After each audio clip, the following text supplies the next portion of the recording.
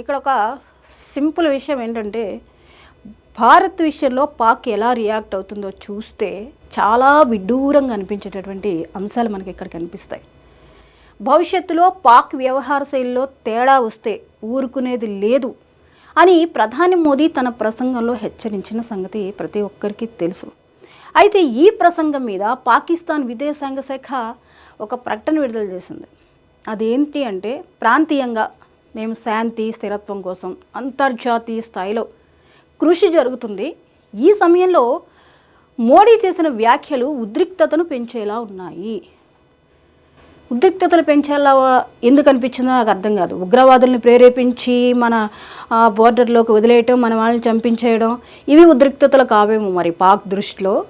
మోడీ ఇచ్చినటువంటి స్టేట్మెంట్స్ ఉద్రిక్తతల్ని ప్రేరేపించేలా ఉన్నాయి. ఇప్పుడు అసలే అంత శాంతియుతంగా ఉంది, బోర్డర్లో చాలా ప్రశాంతత నెలకొంటుంది. ఈ టైంలో మోదీ ఇచ్చినటువంటి వ్యాఖ్యలు చాలా మళ్ళీ ఉద్రిక్తతను పెంచేలా అనిపించాయంట. అది పాకిస్తాన్ నుంచి ఈ డైలాగులు రావటం మరీ విడ్డూరం. అయితే కాల్పుల విరమణ తామే కోరాం.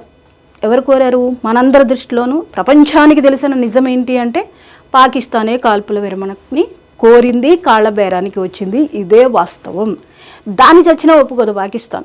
పాకిస్తాన్ ఏమంటుంది? అసలు వాస్తవమే లేదు, మేము కాళ్ల బేరానికి రాలేదు, కాల్పుల విరమణ మేము అడగలేదు అని పదే పదే పదే అది అందరికీ చొప్పించే ప్రయత్నం.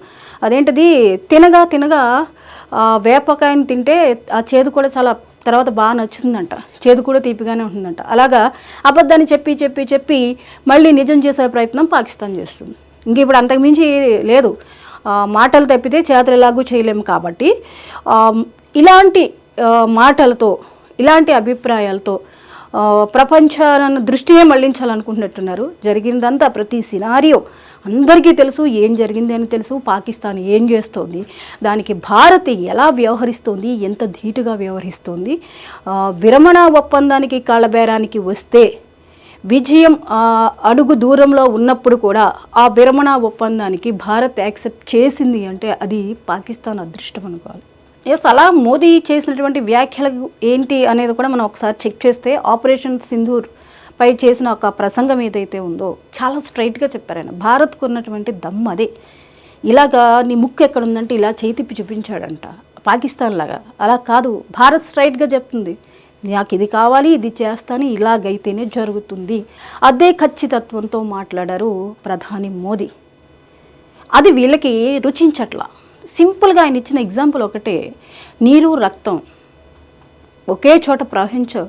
అవును, మేము నీళ్ళు ఇస్తే మీరు రక్తం ప్రవహింపజేస్తూ ఉంటే మేము చూస్తూ ఊరుకోవాలా? అగర్ తూ పానీ బంద్ కరేగా ఇన్షాల్లా హమ్ తెరీ సాన్స్ బంద్ కరేంగే, దరియాओं में फिर खून बहेगा.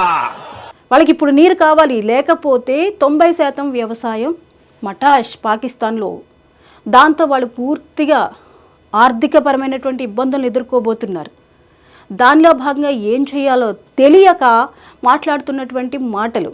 మనం నీళ్ళు ఇచ్చేసేయాలి, ఆ ఒప్పందం రద్దు విషయంలో వాళ్ళు ఏది చెప్తే దానికి ఒప్పేసుకుంటే, వీళ్ళేమో ఉగ్రవాదులను మన మీదకి ఉసుగలుపుతూ రక్తపాతం సృష్టిస్తుంటే అది చూస్తూ ఉండాలి. అది వాళ్ళ ఆంతర్యం అయ్యి ఉండొచ్చు. అందుకే చాలా స్ట్రైట్గా చెప్పారు ప్రధాని మోదీ, నీరు రక్తం ఒకే చోట పారవు. ఇంత ఖచ్చితంగా మోదీ మాట్లాడడాన్ని తట్టుకోలేకపోతున్నారు. తట్టుకోలేక వీటిని రెచ్చగొట్టే విధంగా ఉన్నాయి అని చెప్పి మాట్లాడుతోంది పాక్. అయితే భారత్, మీరు అణుబాంబులని బెదిరించండి, ఏమన్నా బెదిరించండి, దాన్ని మేము సహించాం. ఒకవేళ మీకు అంత సినిమానే ఉంటే దాన్ని ఎలా ఎదుర్కోవాలో కూడా మాకు బాగా తెలుసు. ఎస్, ఎయిర్ బేస్లన్నీ లేపేశారు, మీకున్నటువంటి స్థావరాలని లేపేశారు. ఆ భయంతోనే కదా కాళ్ళబేరానికి వచ్చింది, మధ్యవర్తిత్వానికి దిగింది. సంధి కోసం మీరు ఎందుకు వచ్చారు అంతవరకు? ఒక రకంగా అది సంధి అనే చెప్పాలి. కాల్పుల విరమణ సడన్గా ఆ స్టేట్మెంట్ రావడానికి కారణం మీరు, కానీ ఒప్పుకోదు.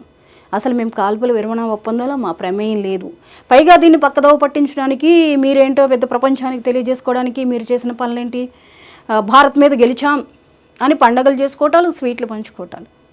ఇవి ఎన్ని చేసినా అక్కడ జరిగిన వాస్తవం ఏదో ప్రపంచం చూడట్లా, ప్రపంచ దేశాలు చూడట్లా. ఓ పక్కన నీకు అన్ని దేశాల నుంచి సపోర్ట్ తగ్గిపోతుంది, బలోచిస్తాన్నే ఏమీ చేయలేకపోతున్నాం. భారత్ని ఏం చేస్తాం? బలోచిస్తాన్ కన్నెర చేస్తే మీ పరిస్థితి ఏంటి? కన్ను ఎర్ర చేసింది. చూస్తున్నారు ఆ ఫలితాలు. మీ సైన్యం మీద వాళ్ళ దాడి ఎలా ఉంటుందో కూడా చూస్తున్నారు. బుర్ర పెట్టి ఆలోచించాల్సిన సమయంలో, ఆర్థికంగా కుదేలవుతున్న పాకిస్తాన్ని ఎలా పైకి లేపాలని ఆలోచించాల్సిన సమయంలో మీరు చేసే విమర్శలు ఇవి. మీరు ధమ్కీలు ఇవ్వడం ఏంటి? ఇప్పుడు రాబోయే చర్చల్లో నీటి గురించి ప్రాధాన్యత ఇచ్చి చర్చల్లో అది ఉంటే ఓకే, లేకపోతే విరమణ ఒప్పందం అమలు అనే దాని మీద ఆయన సందేహం వెలిబుచ్చుతున్నారు. అంటే అమలు ఉండదు, విరమణ ఒప్పందాన్ని ఉల్లంఘిస్తారా? మీరు ఉల్లంఘిస్తే ఇక్కడ ఎవరు భయపడేది? విరమణ ఒప్పందానికి తీసుకొచ్చిందే మీరు కదా, భారత్ కాదే. ఏం ధమ్కి ఇస్తారు? భారత్కే ధమ్కి ఇస్తారా? భారత్ స్ట్రెంగ్త్ చూశారు. ఆర్మీ స్ట్రెంగ్త్ ఏంటి, ఆర్థికంగా ఉన్న స్ట్రెంగ్త్ ఏంటి, ఆయుధ బలం ఏంటి, ఇన్ని చూసి కూడా మీరేదో మమ్మల్ని బెదిరిస్తున్నట్టు మోడీ చేసినటువంటి వ్యాఖ్యలు ఉద్రిక్తతని పెంచే విధంగా ఉన్నాయంటూ స్టేట్మెంట్స్ ఇవ్వడం. ఒక్కసారి ఆలోచించండి, మీరు ఎలాంటి స్టేట్మెంట్లు ఇస్తున్నారు, ఏం జరుగుతుంది, ఎటువంటి నిర్ణయాలు తీసుకుంటే పరిస్థితులు చక్కబడతాయి. ఉగ్రవాదాన్ని పారదోలడానికి మీరు సిద్ధంగా లేరేమో. ఇప్పుడైనా సరైన నిర్ణయం తీసుకోవాల్సిన పరిస్థితుల్లో ఉన్నారు మీరు. మేబీ మీకు అది ఇష్టం లేదేమో, ఎందుకంటే మీకు ఉగ్రవాదాన్ని పోషించడం, పక్క దేశం మీద వదలడం, అక్రమంగా ఆక్రమించుకోవడం, ఎదుటోళ్ళ ప్రాణాలు తీసేయడం, అదే కదా మీకు కావాలి. మీకు దేశ ప్రజలు, మీ పౌరుల సేఫ్టీ ఇదేమీ అవసరం లేదు. మీకు మీ ఆర్థిక పరిస్థితిని మెరుగుపరుచుకోవడం ఇదేమీ అవసరం లేదు. మీ సైన్యమే బలహీనమైపోయింది.